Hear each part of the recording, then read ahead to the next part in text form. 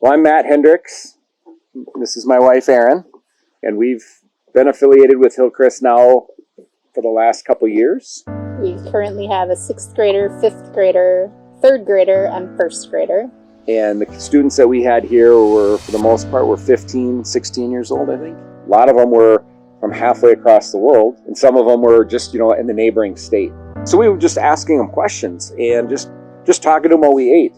We were, hey, where are they from? What's the family life like? And it was inspiring to hear because quite a few of them came from backgrounds that you would have never guessed. You'd have thought, oh, you're at a Christian school. You've got this solid family Christian history or something along those lines. And for being young kids, they had some pretty amazing testimonies and stories to share of their lives growing up as children, as well as their faith and where it's at now. And I know we just appreciated our kids being there to hear that and see that from these young adults. So the fun part of the evening is okay, we get done eating, go upstairs, or I go upstairs, and Erin's down here outside getting some more stuff cleaned up, and all the students go inside.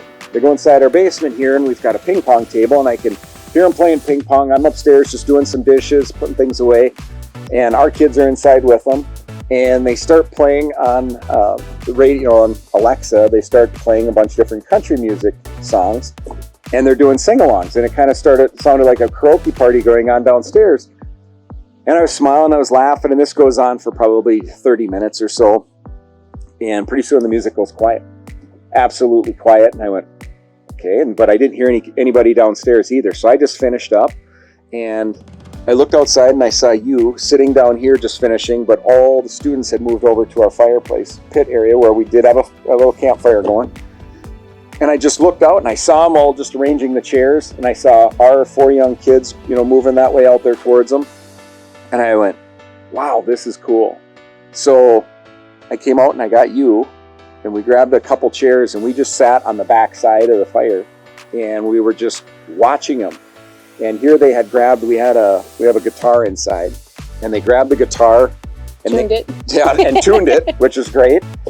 But these students, all 9 of them, sat around and just started talking about different worship songs, and they had their phones out, playing different songs, and they were, they got the guitars tuned, and then they just started singing them. And for her and I mean, we just sat in awe, because on a Sunday night, any night of the week, you don't see a group of 14, 15, and 16-year-old, kids sitting around a fire. At least we didn't. It's not the way we grew up. And our kids were just witness to this. And wow, was that powerful?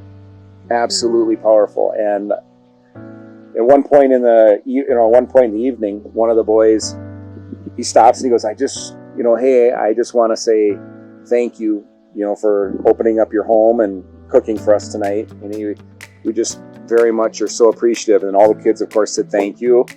And before I could step in to say something, he goes, and I would just like to pray for you and your family.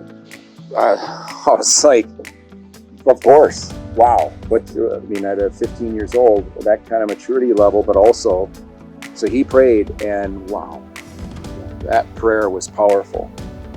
He prayed for our kids in sports. He prayed over us, and, of course, all the other students. It was just